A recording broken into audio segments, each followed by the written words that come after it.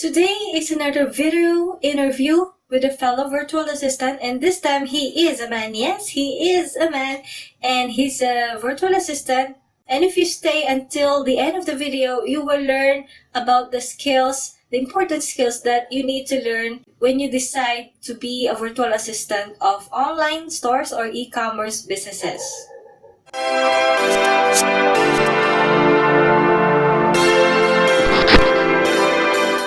Hi there, this is Connie Zabala and I'm here to help you get your time freedom back.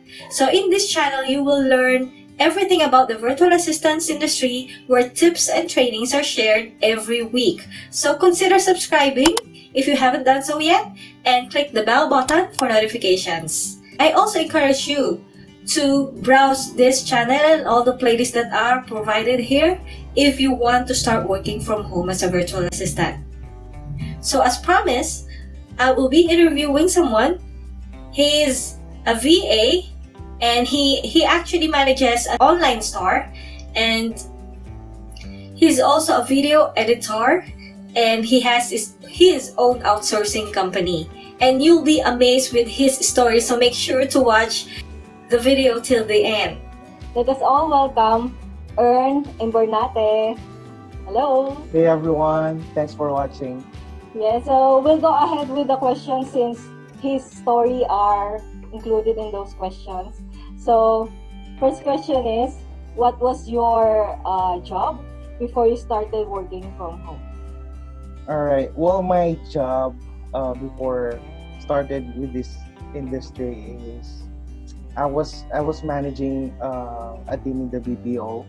So I started from the ranks, so I started as a call center agent when I was way back 2011, and then basically I grew up in the BPO industry, and what I am now helped me a lot when I was still working in the BPO. Like I attended lots of trainings, and that's all.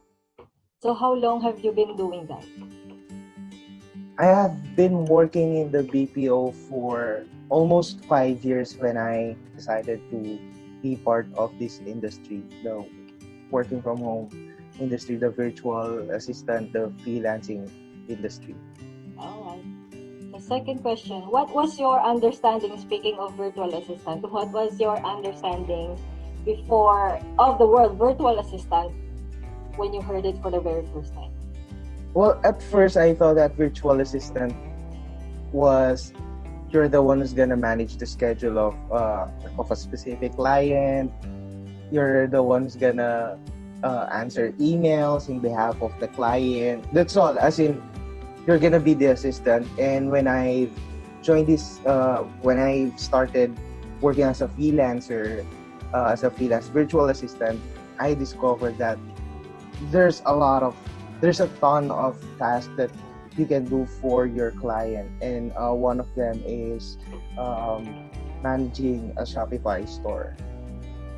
All right. So, how long it took you to finally say to yourself that you can do this full time?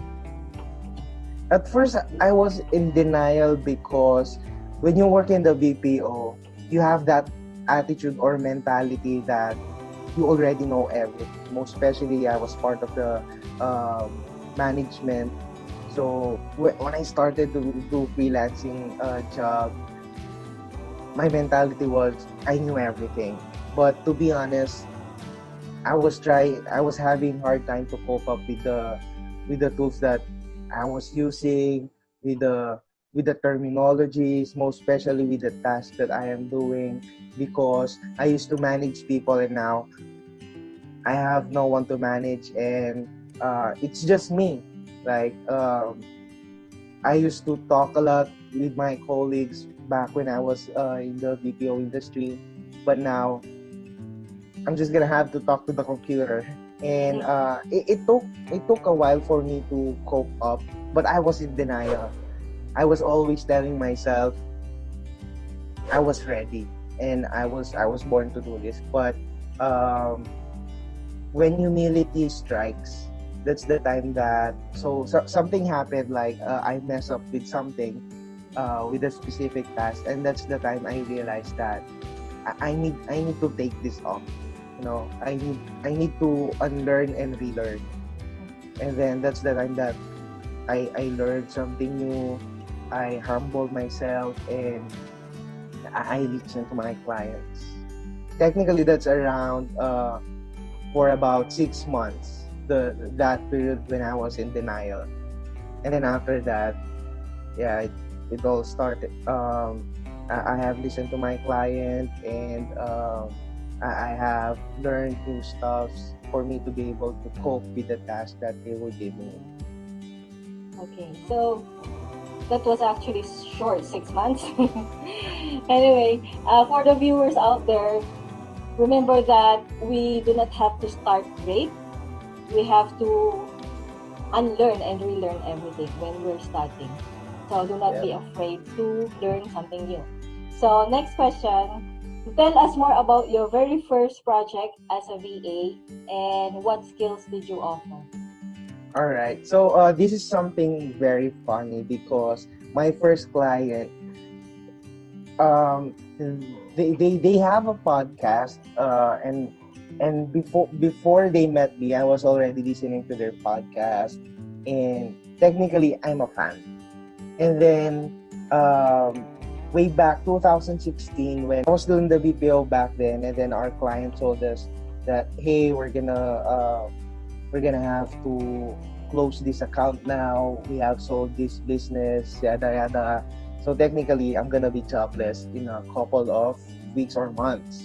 And then, for some reasons, they introduced me to, since I was the one managing the account, so so that I can just turn over some things professionally and officially. They've introduced me to the new owner of the business, and it turned out they're my idols. So they're the one hosting the podcast that I was listening to back then. When we first talked, I was just starstruck, and then I just told them, hey guys, do you know that I was listening to your podcast? I just listened to your recent podcast 2 weeks ago, and then we didn't talk about the business that I was handling. We talked about what they were doing. So they're amazed because it's gonna be their first time, like they haven't talked to a Filipino before, and that was their first time talking to a Filipino. So both of them, they're best friends. Both of them are, well, the other one is American, but the other one is an American citizen, but was born in the UK. Instead of me being let go, so they asked me if I wanna work for them, and then without any hesitation, I said yes. The reason why I said yes, because I was already stressed managing teams in the BPO back then. And I have been asking myself, looks like I need to change my career and find a new path for me, because it feels like when you're doing something, you're gonna feel that you're growing, right? And it came to a point that I wasn't growing, and I like what I was doing back then, but to say that I love it, I'm not sure. And then that was my first gig. So my first gig was, I was already a regular employee of a startup company. They asked me to manage the operations. So the business that they took over is also an e-commerce store, but the one that they've asked me to handle is so much different, because I thought that having an e-commerce store, you always have to drop ship. So they have a different method of running an e-commerce store, and that's the time where I had to cope up. I had to unlearn and relearn something new.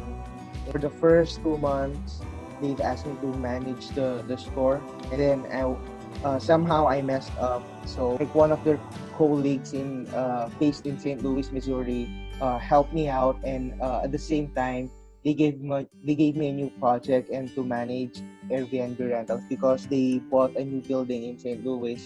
So they've started to list them on Airbnb, and yeah, so those are my first gigs, Airbnb rentals and Shopify, managing Shopify stores. So are you still working with them until now? Yeah, yeah. Actually, one of them visited Philippines like last May, and the reason for visiting just to see me and one of my colleagues. Yeah, it's Wow. it's it's really a blessing because they became my best friend now. Like the two of them, I became part of their circle, and um, you'll know that you are trusted when they've started to talk about like non-work related stuff, and they share some personal stuff, and I appreciate that. And they call me brother. They don't treat me as colleague. They don't treat me as just a friend, but they treat me as their brothers. Alright. So the secret really to having a long-term client is to build great relationships, right? I agree with that. Yeah. I agree. And I you're so actually, blessed to have that very first client, with someone you yeah, look up to.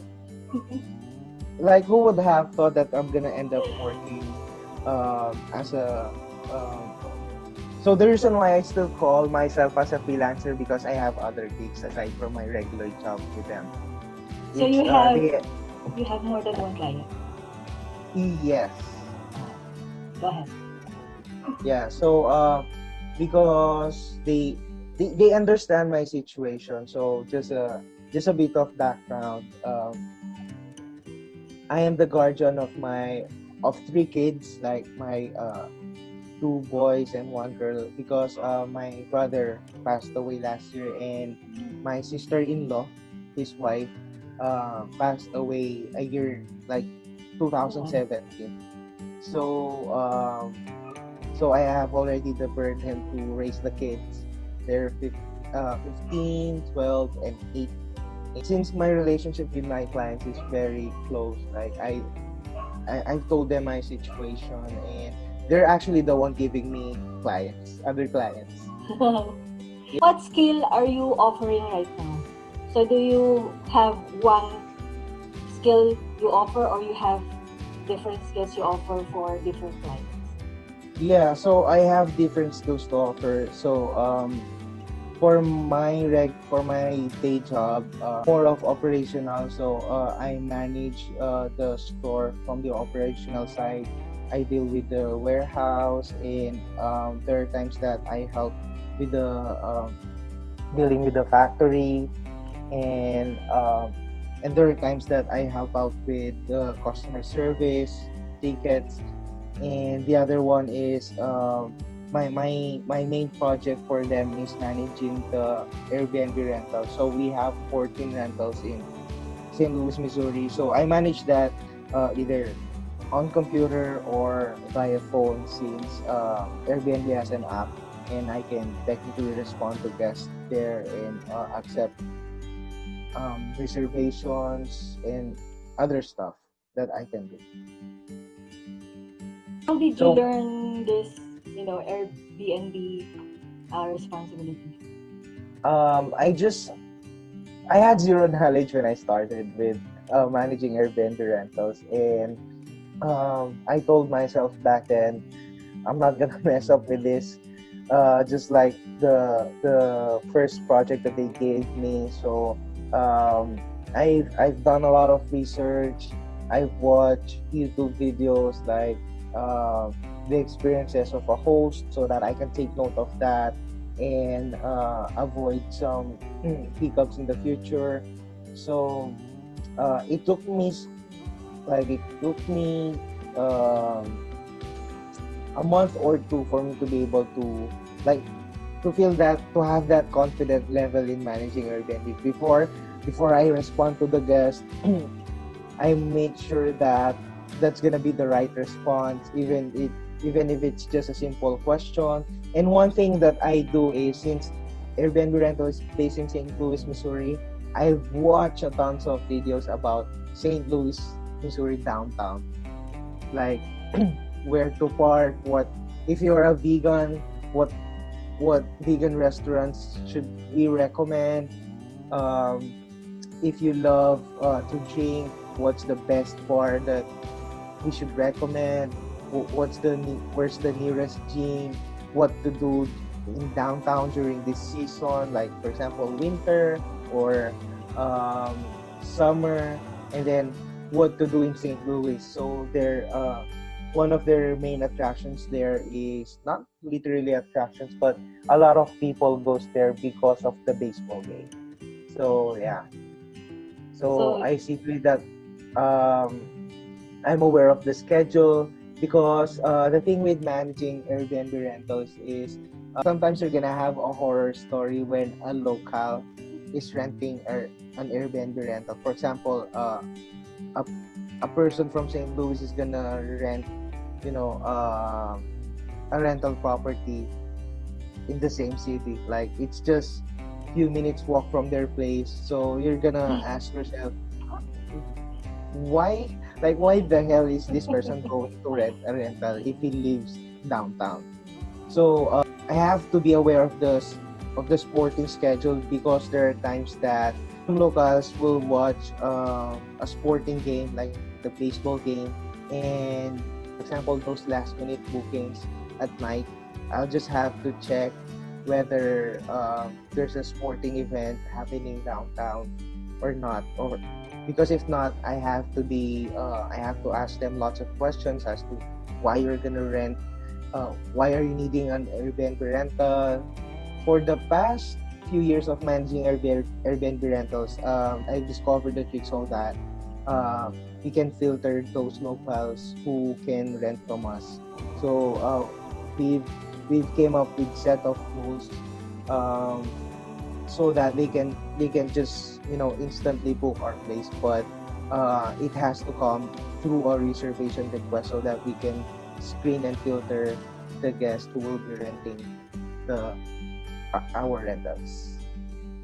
alright. So I think you know more about St. Louis, Missouri than your local area. I think so because every time, like my girlfriend, right? Every time we're gonna have a date, where are we gonna eat? Like I don't have any idea of any local restaurants here. And then one of our co-servants at the feast, Sis Tia, I always ask her as to where should we eat because she lives in Poblacion Makati, where there are lots of you know lot of restaurants and food hubs there. So um, it, she's like my extension of Google. Like if I run out of idea in Google, I'm gonna message her and ask for recommendations.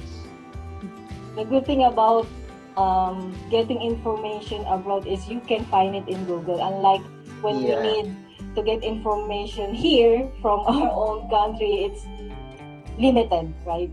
I know, right? Do you think it's important to have an ideal client and why? I agree that it's very important to have an ideal client. And what I'm about to share not only applies for any freelancers, but it applies to everyone. Like whether you have an office job and having an ideal client, what what I was really looking for is whether my values align to their values. I'm more of minimalist, less is more person, and I'm just blessed because my main client, they're minimalist. So that's one of the values that I am looking for because um, it's not that they're gonna be minimalist in the task that they're gonna give me. That's my joke with them. Hey, you're a minimalist. Give me some minimalist, minimal task. No, but they're always every task that they gave me. Um, they they justify it. Like when I was working in the BPO, I was given a ton of tasks, and even me, I was having hard time to justify that. Why am I doing that task? You know what I mean? And when I started working with them, I just hope and prayed that they're gonna be very specific with the task that they wanted me to do. And yeah, I'm just that's because my clients are very particular with that. Like every time they give me tasks, they see to it that it adds value to the business, and it somehow adds value in me. Right. So take note for the viewers out there. Identifying your ideal client doesn't necessarily mean what type of business or what the what type of skills, but also the values and the beliefs that the client must have. So your values and the client's values should align somehow, because if we're trying to build a long-term relationship there, we must know that the values that we share with each other. What is your working time now that you're working online full time? Do you Yeah, have a so fixed schedule? I don't have a fixed schedule to be honest, but since I'm a night person, um, I prefer working at night. So I follow um, CST format. So I start working. I wake up around 7 or 8 in the evening. Uh, do some beauty routines. No, just kidding. Do some personal routines.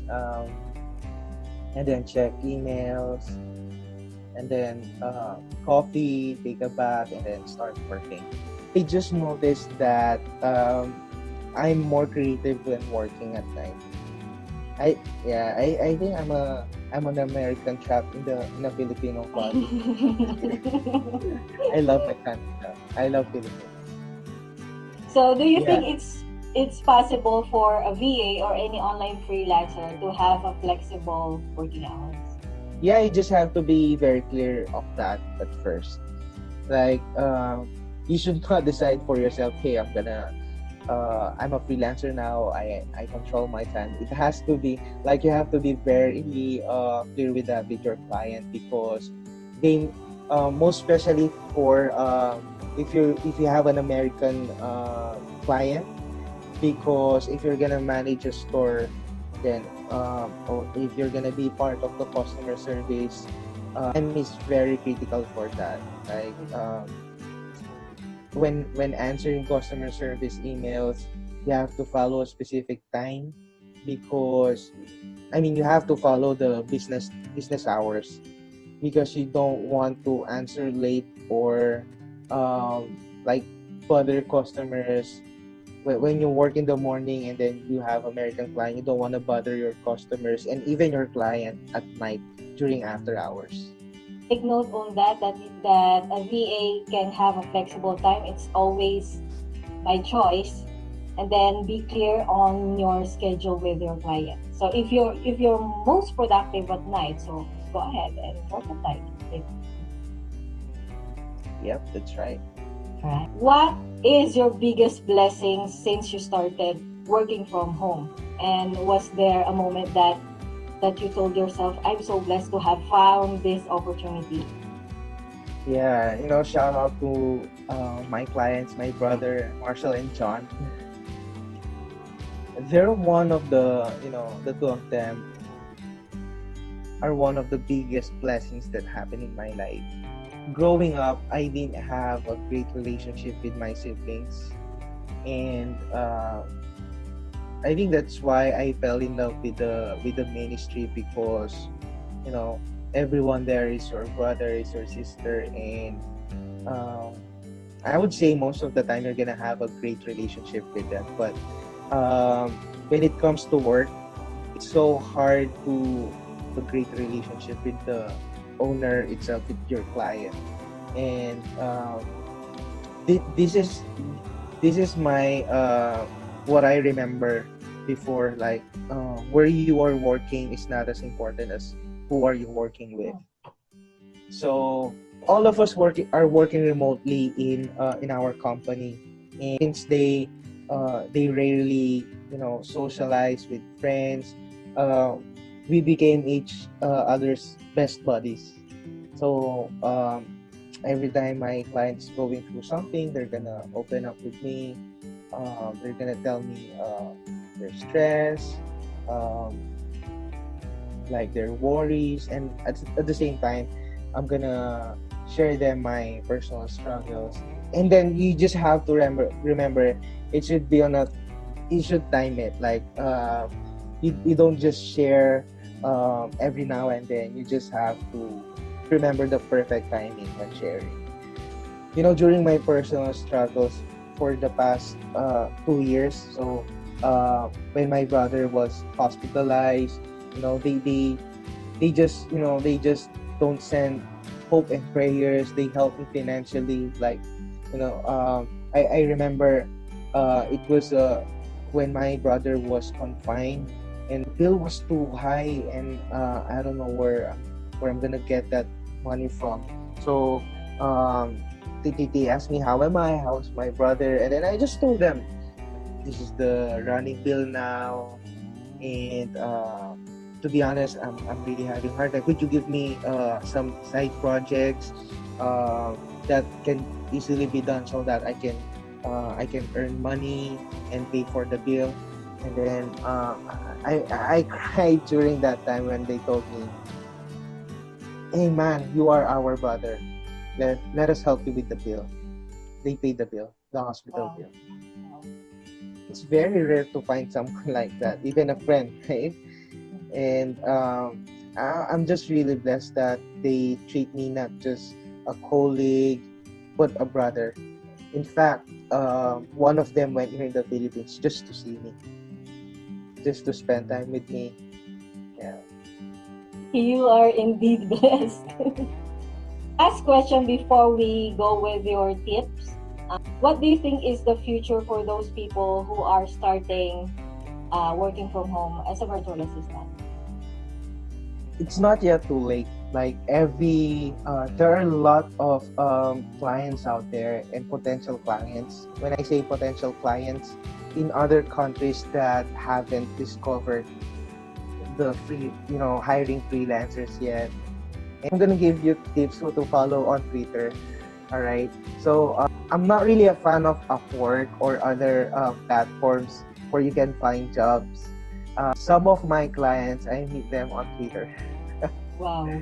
I just DM them. Like, you just have to, hey, I just watched your YouTube video. So also, this is one thing that I make sure of. For my side gigs, for my side projects, I make sure that it's not gonna be conflict with the business that I'm currently handling. So if I'm already managing an e-commerce store and Airbnb rentals, I make sure that I'm not gonna get projects related to that. So most of my side projects are more of VA and video editing. Every time I watch YouTube, and I'm gonna follow that person on Twitter, and then I'm gonna DM them. For example, one client of mine, I noticed that he was doing daily vlog before, and then out of nowhere he was 2 weeks late. And then I DM him like, hey, I noticed that I've been waiting for your daily vlogs. I noticed that you haven't uploaded anything yet. Hope everything is fine. And if you need help with editing your videos, just hit me up. I'm a freelance video editor. That's how I find my other side projects. So if you are on e-commerce, follow Product Hunt on Twitter, because most startups are listed on Product Hunt. If you check Product Hunt's website, you'd be able to see that some businesses there are looking for employees to hire remotely. So make sure to check that website and follow that on Twitter, Product Hunt, and their founder is Ryan Culp. Culp as in KULP. Yeah. Oh, So. Okay. So I will share all those links that Ernn mentioned in the description as well. Yeah, we're gonna provide links for that. So if you think you're getting value out of this video interview, consider liking this video. So let's go ahead with Ernn. Go ahead. Yeah. My tips for e-commerce virtual assistant skills. First, a beginner should know. The first step is you have to know your values. we've talked about this earlier, and you have to know your value so that you can align that with your client's value. Okay, because at the end of the day, it's really hard to do a job wherein you're not enjoying the gig, you're not enjoying the task that they're giving you. So you really have to know each other's value.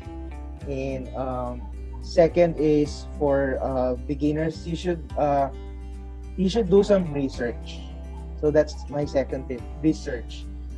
There are a lot of platforms for e-commerce stores, whether it's Shopify, WooCommerce, and then Squarespace is entering the competition now. So you have to like do some research as early as now, whether you already have clients or none, because there would be, don't just box yourself with Shopify, no, because there would be times that you're gonna get clients that they're running their business via WooCommerce. So do some research on that. And then the next tip is continuous learning. Like for example, when if you already have that gig, um, having a basic knowledge about a specific platform, it doesn't end there. Like on Shopify, they always have something new, especially with the recent update that they've announced. I always read updates of the platform that where I was, the platform that we're using, Shopify, and then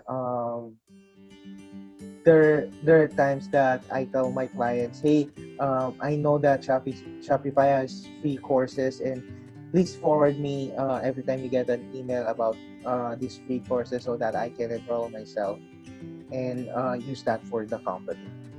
Fourth is watch tutorial videos about these platforms, because for example, for Shopify, there are a lot of applications that you can use for that, like the edit order application, how to manage returns. They have apps for, there are specific Shopify apps for that, so that you can tell the client about it, you can do some suggestions. And going to my last point, once you already have that job running an e-commerce store, you should not be afraid making suggestions to your clients. Like for example, hey, I discovered this Shopify app. It may be able to help us with managing returns. Do you want to try? They have 30-day free trial. Let's I would suggest we try it and see how the app works.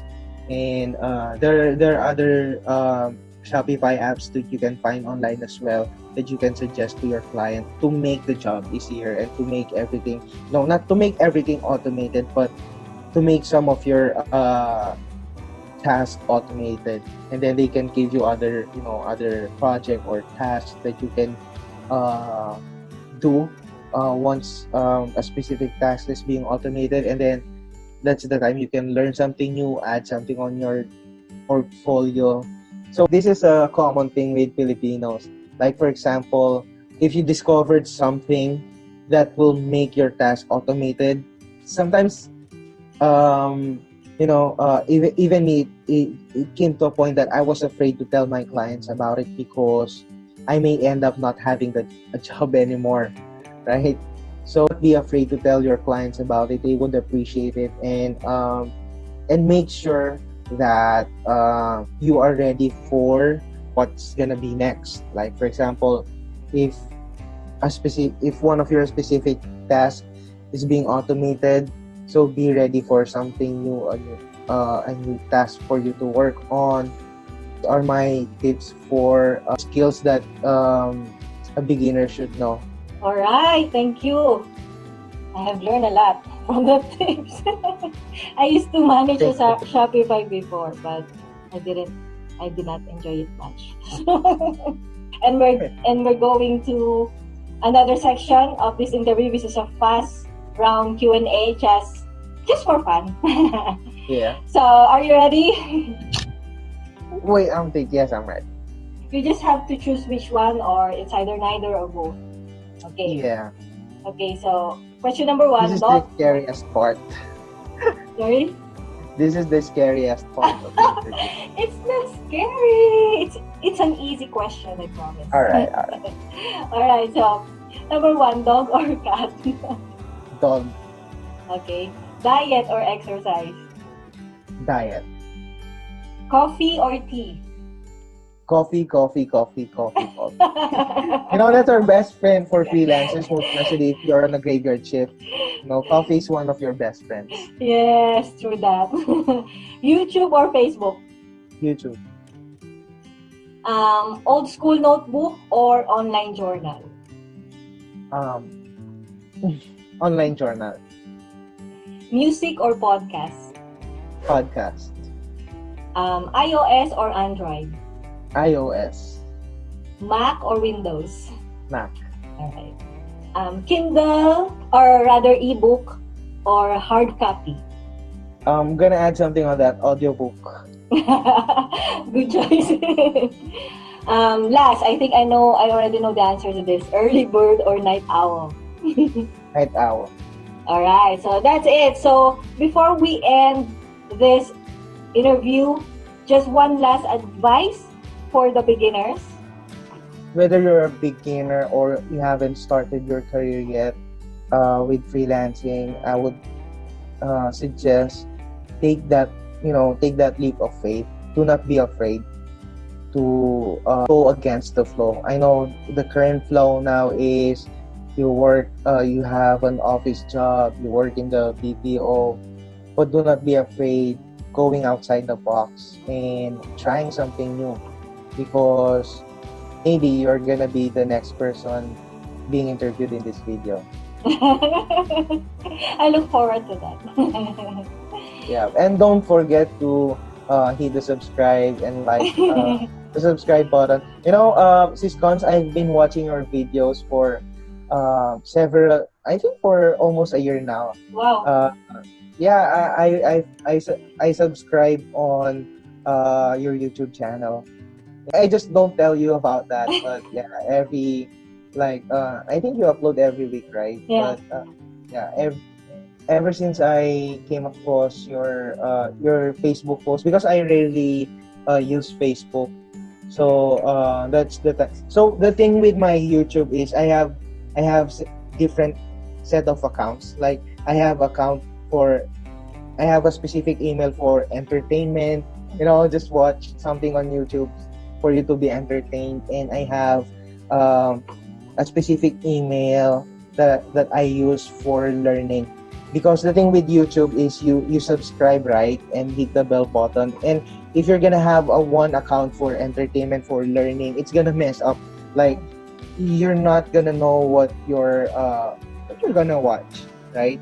So I set a specific day for learning. Like most of the time that's Friday and Saturday, and then I switch on the learning account, and then I watch videos that will add value to me. And for example, some vlogs that are really inspirational, and then I also watch your videos that you upload, whether it's Friday or Saturday. That's the day that I set for learning.